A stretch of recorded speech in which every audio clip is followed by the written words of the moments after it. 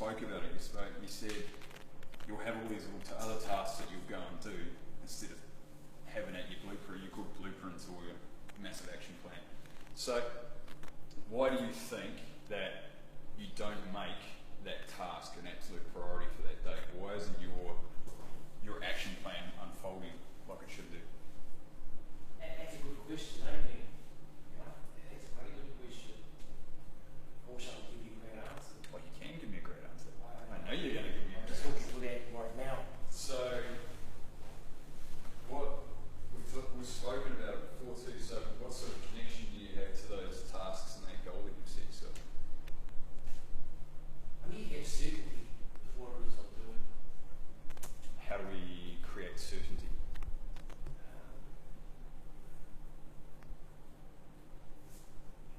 Okay.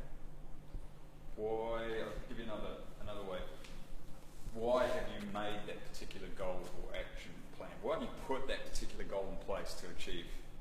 So you got a massive action plan in place to achieve a particular goal. Why have you got that in place? Well, I've got that. I think because the feeling of the idea from that goal, and I suppose it's just I brought up a little emotions that got me to that place there, and yeah, I suppose back to that one question, the emotional side of it. Emotions. Yeah, Yep. massive emotional connection to a goal. I wouldn't say it's massive, otherwise if it was massive it would be done. So are your goals, is your action plan or your goals accurate if you're not hugely connected to them, massively connected to them? No, these are arcing going on there, you know, it's... So how do we know what feelings we're looking for? So there's something you need to know deep in here to have an emotional connection, something, the reason behind it. Why? Your why. If your why is not strong enough, you are not going to connect to your goals. If your why is not correct, you're not going to connect and you're going to get what you're saying where you're like, I don't know if it's quite right. I've done it, have all the time. I've had to revisit my goals several times since leaving here. Every time something significant changes in my life, I go, whoa, that doesn't make any sense, that goal anymore. It's still a good goal, just don't connect as emotionally to it. It's not in alignment with my why. Yeah, sure. And if you have that deep emotional connection and shit goes pear-shaped, by having that clarity around the emotion you're searching for, you can readjust your goals so you're still going to get that emotion. So that emotion might be security. That emotion might be connection. So something on that way to that goal, something might happen that makes this a bit out of reach. But you can still readjust it so you can still have that deep emotional connection. And you're still going to be taking action in that direction, which is going to unfold and, you know, will probably turn out better than you can expect, in my experience. Because I know when I got into personal training, I wanted to do it because I wanted to be of service, I wanted to help people with their mindset. And that was my goal. I didn't even realise that that was like my deep emotional connection to that. But then I found beast mode and I was like, holy shit, this is exactly what I wanted to do. The system's already in place. All I have to do is step into it. And I was just like totally blown away at just how the universe works. Like it was just encompassed everything I was passionate about, already had an interest in. And like I say, it was just so in alignment with where I was going, what I was doing. I'm saying if you really have that clarity around the feelings you're searching for, like don't really get too attached to it, because in my experience the universe will deliver in ways that's beyond your comprehension, because what you can comprehend as that goal is from your level of awareness and understanding. The more you evolve, the more you gain that higher awareness, the more you actually, the vision of what you can create and what you believe you can create gets bigger. So if adjusting your goals because they might be going to get bigger. So always remember that too. Do you think as well, if you had that connection to that goal, that all those little tasks like you've got, Milo, do you think they would matter as much? Would we find ways? When I spoke it out at dinner table with solution finders. So you've got this goal, you're anchored to, that's your goal, right? It's your absolute, and you've got all these little tasks that come up. Like I had this with work, all the other little tasks keep coming up. I have to keep doing these other little tasks because it's my job. But then I went, well, is it my job?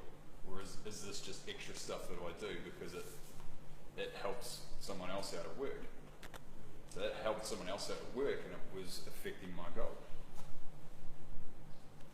Do you see where I'm going with this? So true, and that's exactly where I was at. See, there was a lot of, my goals were there. All I need to do was just go and get an attack.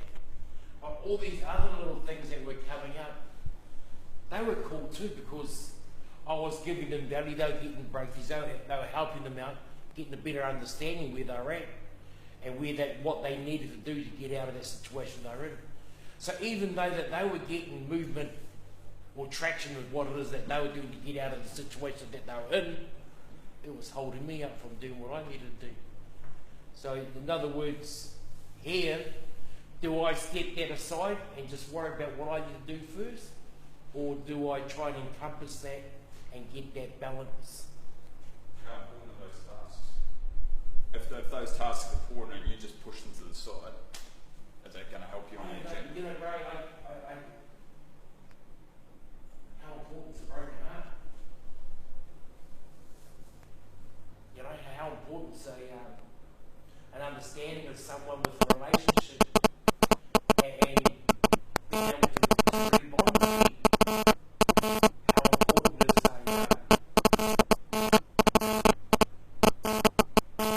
the reconnection of the loved one again. And if it means that I'm self-sabotaging myself for the benefit of another heart, another soul, another relationship that flourishes, man, Can I give you an example? So in all my different businesses, there's hundreds of clients here, and there's maybe just one of me. And there's some people that are coming through that can do what I do. But what are you doing? What's your goal? You're not going to sit there and stop helping people, but you have to have a balance. I've got some friends and families that wanted to kill themselves. I'm going, hold on, mate, I'll get back to you next week. Just keep that thought. Don't jump yet. You be smart. You need to sort that out. But at the end of the day, I've got all you guys relying on me as well. So we need to keep fucking things turning. We need to keep evolving. Plus, you have to look after yourself. Stop going to the gym.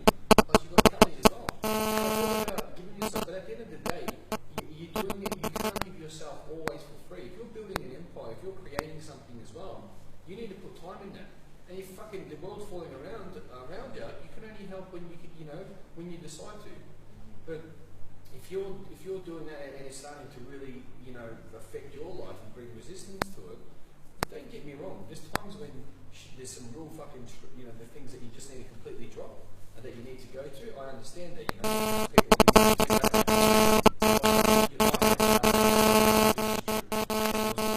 Sort stuff out in LA, and then I stay longer in Melbourne and so on and so forth. That's okay. But if you're not getting the results that you want,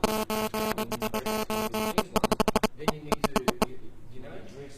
Yeah, you can't always be there for the big and call of people. The world's always, there's got to be pain in it. You know that people need you, and then you drop it, but then you need to say, hold on a sec, fuck, I need to look after my own.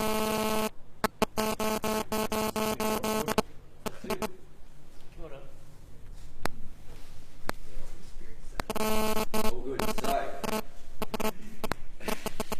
the way we can generate belief in our vision and our big goal is by setting sub-goals and time limits. So, think about it. If you set time limits on your day and little goals throughout your day, it's going to create a sense of urgency. It's just time blocking.